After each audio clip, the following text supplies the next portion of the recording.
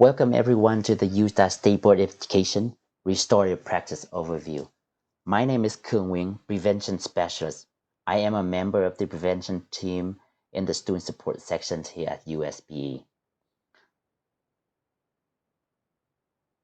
This presentation is an overview of restorative practice and its philosophy behind it.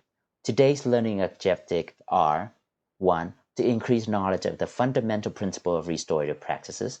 2.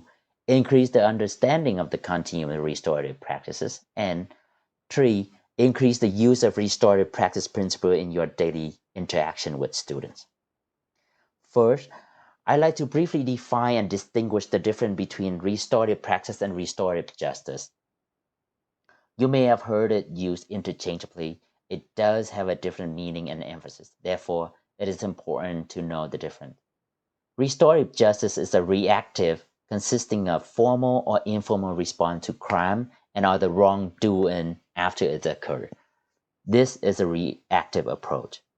Whereas the International Institute for Restorative Practices define restorative practice is a social science that studies how to build social capital and achieve social discipline through participatory learning and decision making. This is a proactive approach. The guiding principle for restorative practice is take a faculty and staff experience and graph with the mindset shift of restorative practice. It maximizes the time the students are in school and learning. It's based on building relationship. Again, it's emphasized on a mindset shift and then building the school culture from within. Restorative justice, the what? A mindset shift in thinking and practicing building relationship, holding students accountable for their actions and repairing harm. It is about building relationship from the core of the school for all students.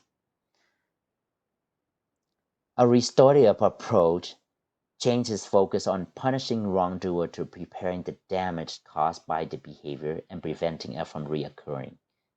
Administrator, teacher, student, and parent can informally use restorative practice such as restorative dialogue with students or in a formal way such as restorative conference with all parties of the problem.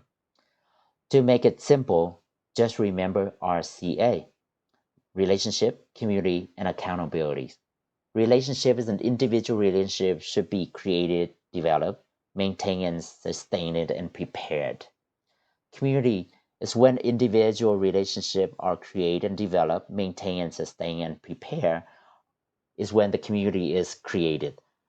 For example, in a school, a community could be an individual classroom, on an individual grade level, or a group of fifth grade teacher, or the whole school. That is a community. Accountability.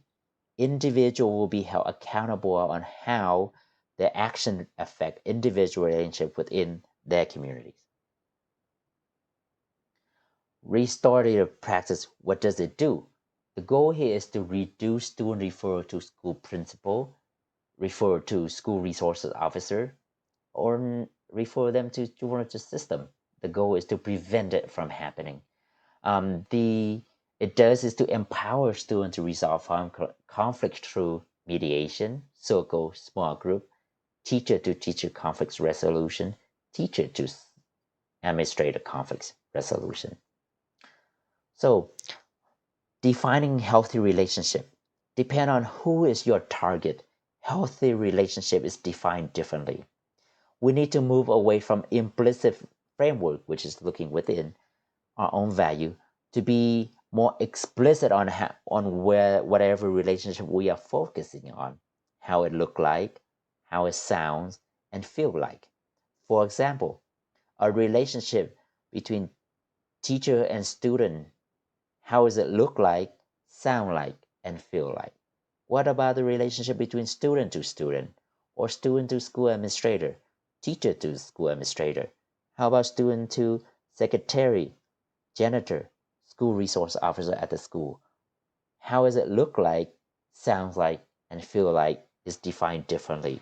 Remember, relationship at school and the community may have a different expectation than that at a school setting. When we are explicitly defining the relationship, it will help us navigate and reduce conflict.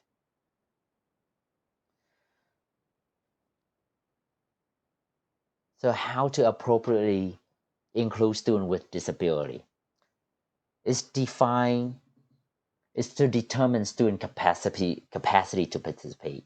The practitioner should work with clinician or school counselor to identify and discuss student specific need based on his or her IEP or 504 plan.